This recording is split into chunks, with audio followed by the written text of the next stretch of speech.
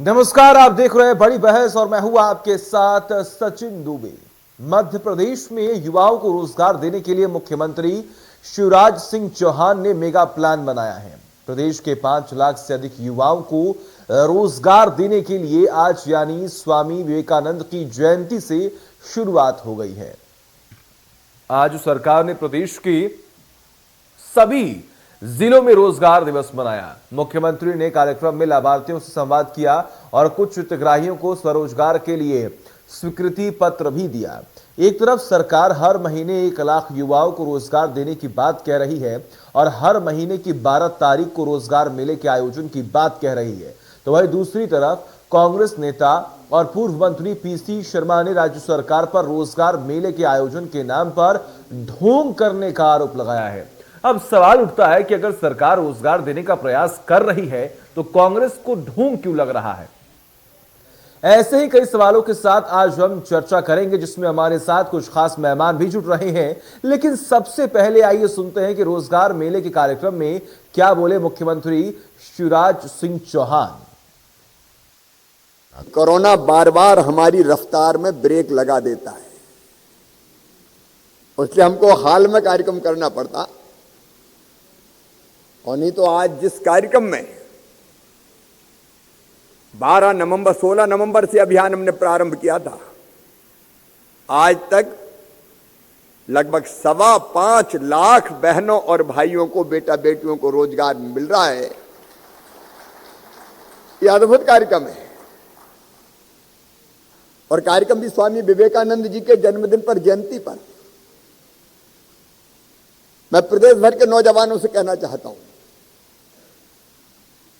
स्वामी विवेकानंद जी हम सबकी प्रेरणा है और मैं तो उनसे ऊर्जा पाता हूं। बचपन से उनको पढ़ता रहा हूं। उनके विचार हमें नए उत्साह से भर देते हैं। अब हमने बड़े बड़े बिजनेसमैन देखे, शुरू कहां से करी थी उनने, छोटी सी शुरुआत करी। मैंने सुना कि रिलायंस ग्रुप के संस्थापक अपनी जेब में 500 रुपया लेके मुंबई आए थे। एक ने ऐसे अनेकों उदाहरण है। जमशेद जी टाटा छोटा सा व्यवसाय शुरू किया और बाद में वो ग्रुप पूरी दुनिया में छा गया। भोपाल 5 लोगों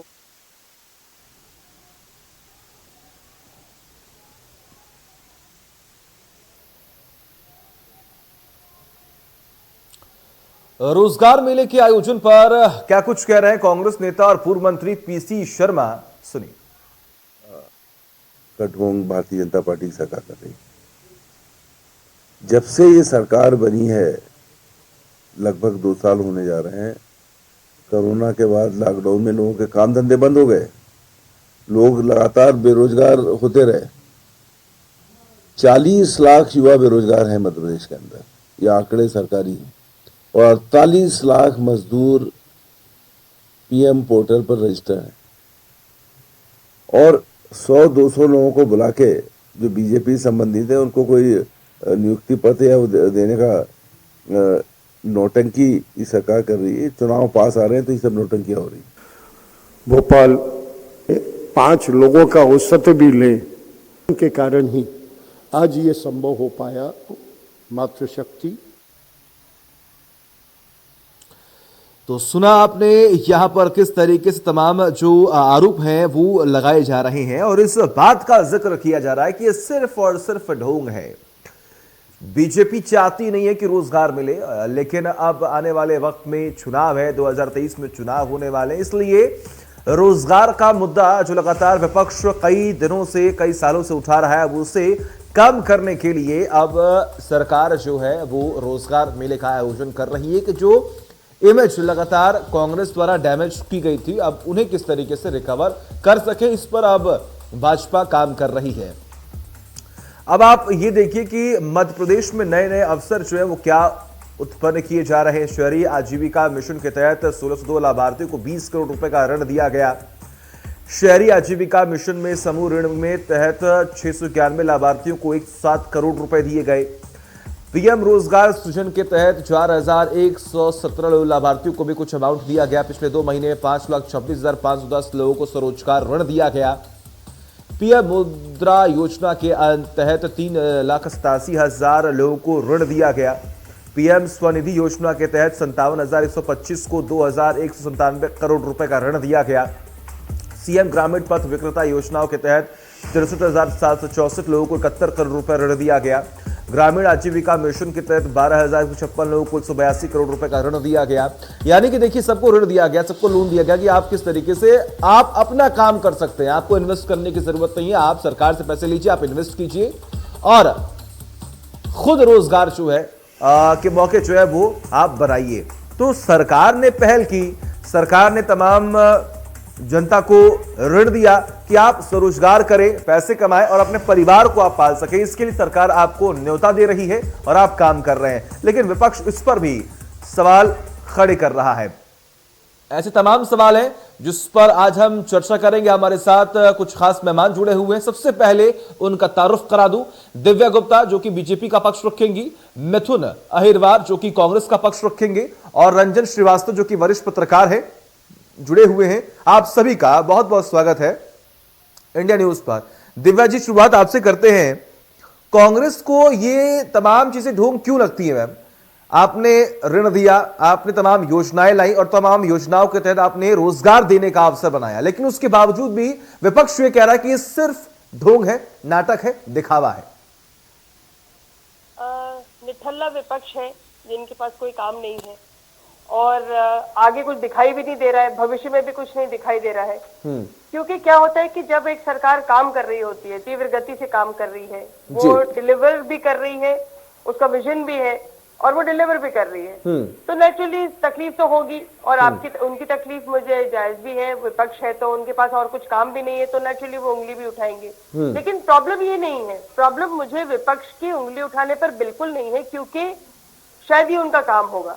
मैं इस बात से बहुत संतुष्ट हूँ कि कम से कम हम सोच रहे हैं, कम से कम उस दिशा में हम सोचते हैं, अग्रसर हैं, प्रगति करते हैं और काम करते हैं।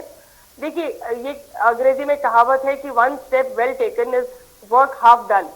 अगर आपने कदम उठाया है, संजीदगी से उठाया है, पूरी कमिटेड होकर उठाया है, तो कम से कम आप उस सड़क पर चल तो रहे हैं।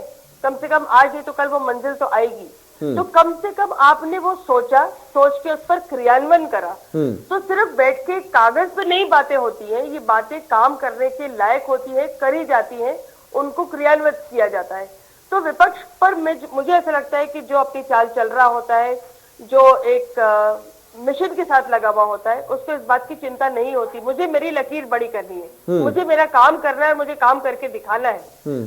आप क्या कहेंगे और विपक्ष क्या कह रहा है, इससे चिंता नहीं। अगर विपक्ष कंस्ट्रक्टिव क्रिटिसिज्म कोई करे तो हाँ मैं मानूं, लेकिन डिस्ट्रक्टिव क्रिटिसिज्म करेगा तो मुझे उससे कोई लेना देना नहीं है, क्योंकि मैं अपना काम करने में, सरोकार में विश्वास रखती हूँ और हम उसी काम को, दिशा को लेकर हम आगे बढ़ रहे हैं। ठीक है मिथुन जी, आपने सुना दिव्या जी कह रहे हैं कि हम सोचते हैं, काम करते हैं और उसको जमीनी स्तर पर लागू करने के लिए पूरी कोशिश करते हैं, लेकिन विपक्ष के पास कुछ है नहीं, इसलिए कोई भी मुद्दा बनाकर सरकारों को घेरने की कोशिश की जा रही है। सहमत है आप? जी, आवाज मिल रही है आपको? जी बिल्कुल मिल रही है। देखिए, निठल्ली, नाकारा और नालायक सरकार, जिसको ये नहीं पता कि इनके मुख्यमंत्री जी ने कहा था कि हम 1 लाख रोजगार प्रति माह देंगे, आज 20 महीने करीब सरकार के हो गए। बताते हैं इन्होंने अगर 20 लाख रोजगार दिए हों, 20 लाख रोजगार देने के बाद जब मध्य प्रदेश में इनकी सरकार आई थी, उस समय 27 लाख रजिस्टर्ड बेरोजगार थे अनएम्प्लॉयमेंट पोर्टल पे, आज वो बढ़कर के 32 लाख हो गए।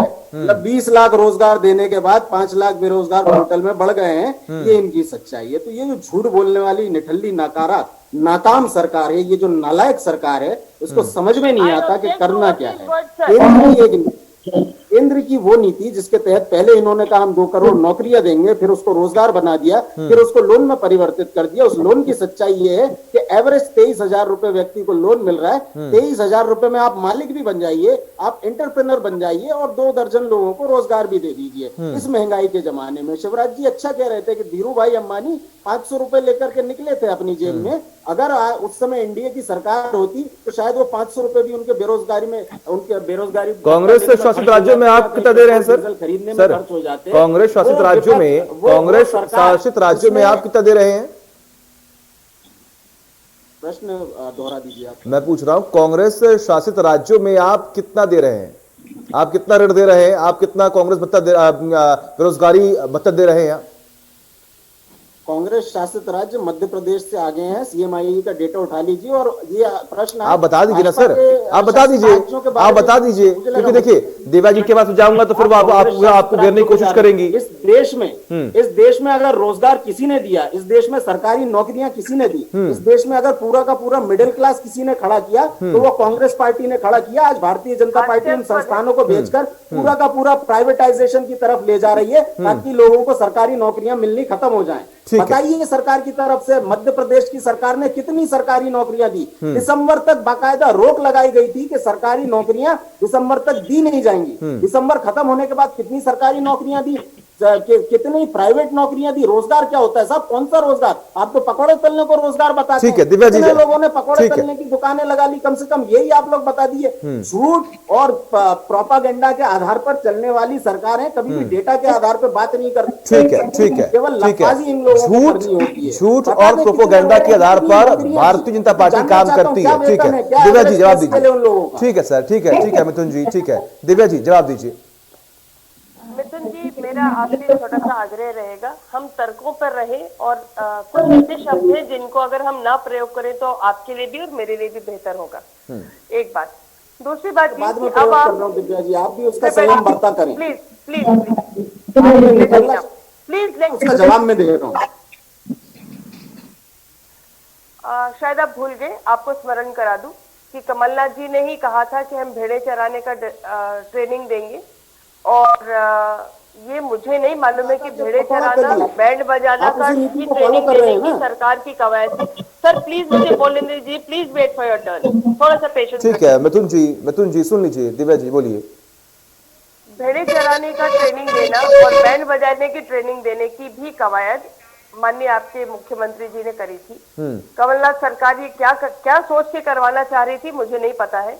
दूसरी बात ये कि अगर आप ये बोले कि पकौड़े तलना कोई बहुत खराब विषय है तो मैं आपको सिर्फ याद दिला दूं, पकौड़े तलना बहुत अच्छी बात होती है, कोई बुरी बात नहीं है। अगर मैं पूरी ईमानदारी के साथ अपना काम, अगर कोई भी काम करना चाहूँ तो उसमें कहीं कोई इस बात की शर्म नहीं है, कभी कोई इस बात का द्वेष नहीं है।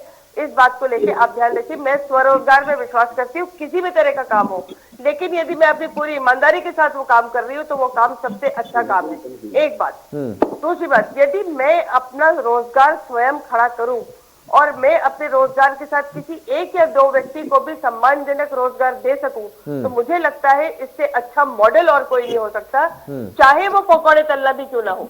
तो प्लीज आप उस बात को लेके थोड़ा सा रहिए। और तीसरी बात, आप मुझे एक डेटा बता दीजिए कि कांग्रेस शासित राज्यों में आपने कितना महंगाई भत्ता दे दिया, किस तरह से आपने स्टार्टअप के लिए कितना आपने पैसा दे दिया, किस तरह से आपने बेरोजगारों को खड़ा करने की आपकी क्या स्कीम है वो बता दीजिए। अगर कहीं आपके पास कोई सॉलिड स्कीम हो तो उसके बारे में जरूर चलिए। ठीक है मिथुन जी जवाब तैयार रखिए, आता हूं मैं आपके पास। रंजन जी स्वागत है आपका, चर्चा में आपको लेकर आते हैं।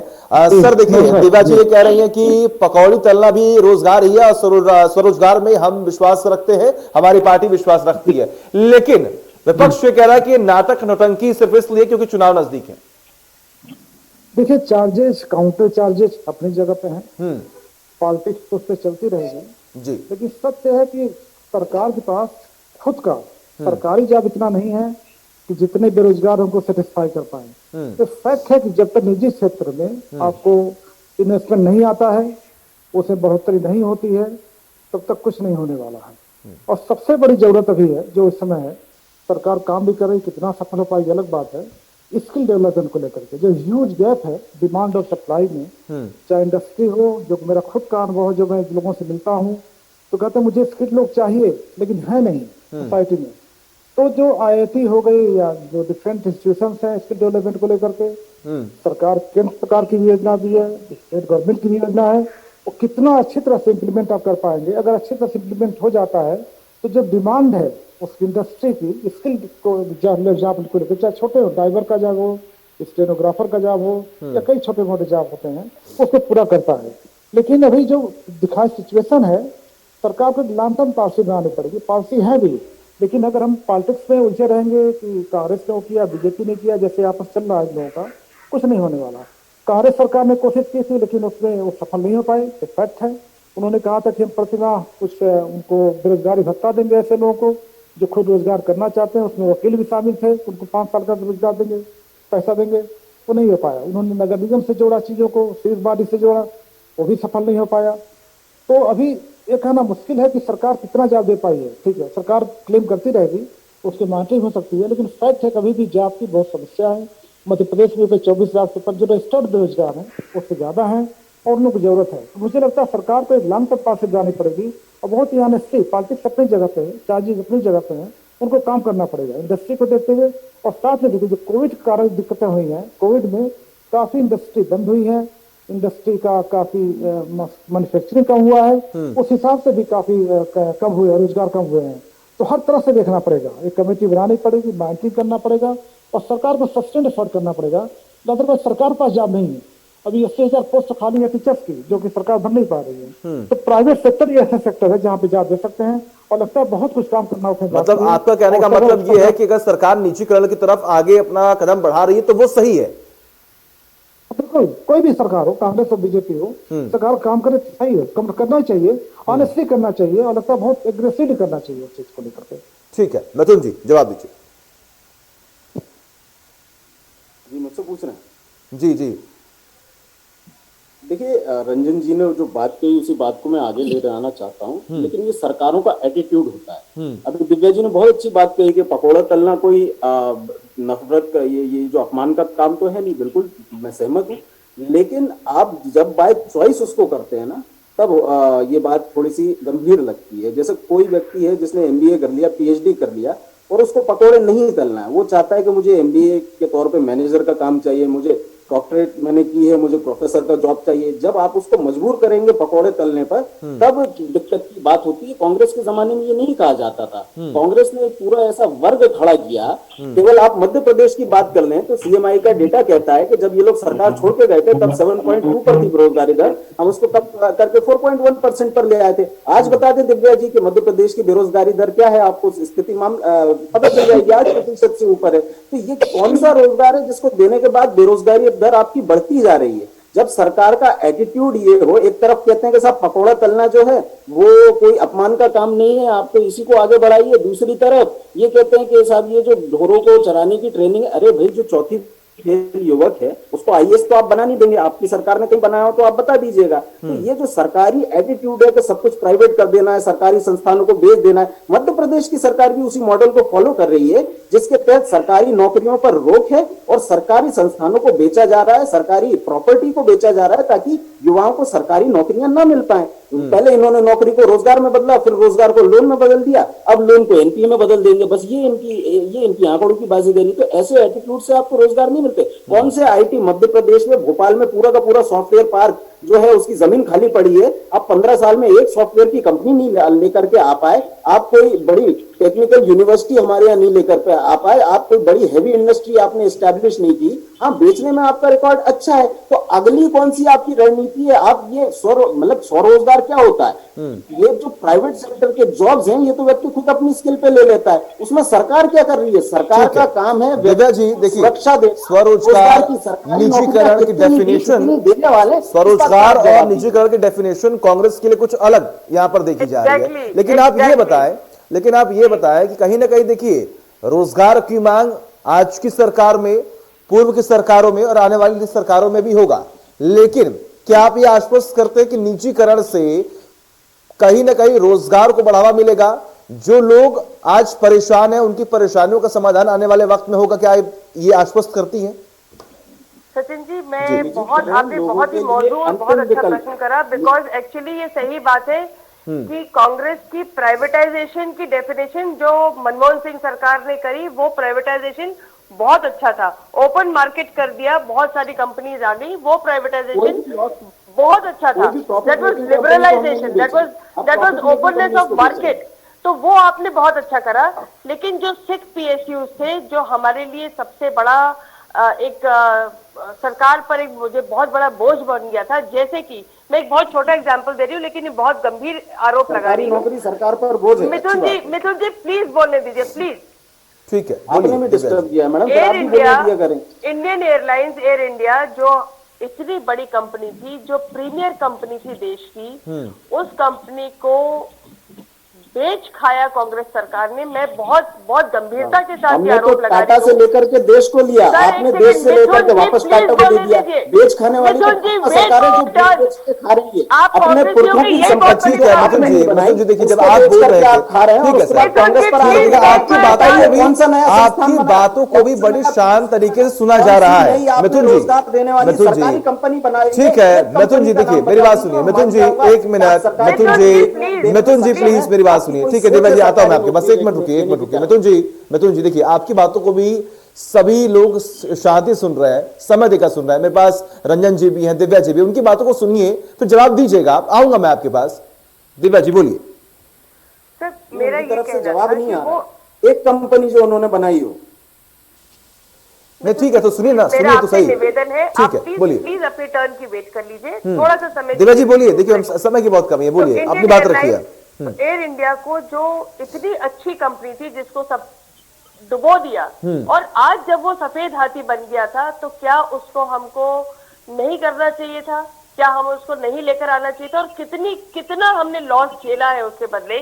ये सारा का सारा मैं बहुत रिस्पॉन्सिबिलिटी के साथ कहती हूँ कि सारा का सारा कांग्रेस पे करा धरा था। तो जितना आपने मिडिल क्लास खड़ा करा है सर, जितना आपने गैप खड़ा करा है एक रिच, एक मिडिल क्लास और एक पुअर के बीच में, ये सारी की सारी खाई मुझे लगता है कि सिर्फ और सिर्फ कांग्रेस की देन है। अगर हम जॉब एलोकेशन करेंगे, प्राइवेट सेक्टर के पास आएंगे ताकि जॉब क्रिएट हो, तो ये इससे बड़ा सुअवसर किसी के लिए भी नहीं होगा। जॉब हर एक के पास होनी चाहिए, चाहे वो गवर्नमेंट सेक्टर हो, चाहे वो प्राइवेट सेक्टर हो। अगर वो स्किल्ड है, अगर वो उसके लायक है, तो उसके लिए जॉब क्रिएट होनी चाहिए। चलिए ठीक है रंजन जी, ठीक है दिव्या जी आऊंगा मैं आपके पास। माफ कीजिएगा, देखिए समय की बहुत कमी है। रंजन जी एक बात जो है, कहने कहीं कांग्रेस की जब सरकार थी, तो एक बात बहुत बार मैंने खुद सुनी है कि अमीर होकर गरीब और गरीब हो गया। इस बात में कितनी सच्चाई है सर? क्योंकि देखिए अभी भी वर्तमान की स्थितियों को देख के समझे तो कांग्रेस ये बात का जिक्र करती है कि भाजपा सरकार में अमीर हुए और गरीब गरीब हो गए। नहीं, हमेशा रहा है सर, कांग्रेस की बात नहीं है, हर सरकार में रहा है। एक्चुअली जो नीतियां हैं और जो यूथ को जॉब देने का है, मुझे लगता है कि सब बहुत कुछ काम करने की जरूरत है। फॉर इंस्टेंस हार्टिकल्चर को ले लीजिए, सारी सरकारें बात करती हैं हार्टिकल्चर को बढ़ावा देंगे, फ्रूट प्रोसेसिंग को बढ़ावा देंगे, हर जगह फैक्ट्री रहेगी। आज भी आप देखेंगे जगह वहीं का वहीं है। सरकारें कहती है हम इन्वेस्टमेंट लाएंगे, प्राइवेट सेक्टर में 90% को देंगे, तो इंसेंटिव देंगे, उनको लोकल लोग ज्यादा, लेकिन इंसेंटिव वहीं का रह जाता है। बाहर जो कंपनी आती है जब बाहरी लोगों को देती है, तो अभी भी लगता है पॉलिसी को जमीन पर उतारने की जरूरत है, जो कोई सरकार कर नहीं पा रही है। चलिए ठीक है, आप सभी का बहुत बहुत शुक्रिया। आप सभी का बहुत बहुत शुक्रिया अपना कीमती वक्त देने के लिए। दिव्या जी आपका बहुत बहुत शुक्रिया, मिथुन जी आपका बहुत बहुत शुक्रिया, रंजन जी आपका बहुत बहुत शुक्रिया। तो सुना आपने, सरकार वादे बहुत करती है, लेकिन जमीनी स्तर पर अगर रोजगार ना मिले तो कहीं ना कहीं आम जनता की मुश्किलें बढ़ती, क्योंकि उम्मीदें सरकार से होती हैं, और अगर सरकार उन उम्मीदों पर खरा नहीं उतरती है तो कहीं ना कहीं आम जनता के बीच में एक निराशा पैदा होती है। और आने वाले वक्त में जब चुनाव होते तो इसका असर चुनाव पर भी देखने को मिलता है। एक ब्रेक।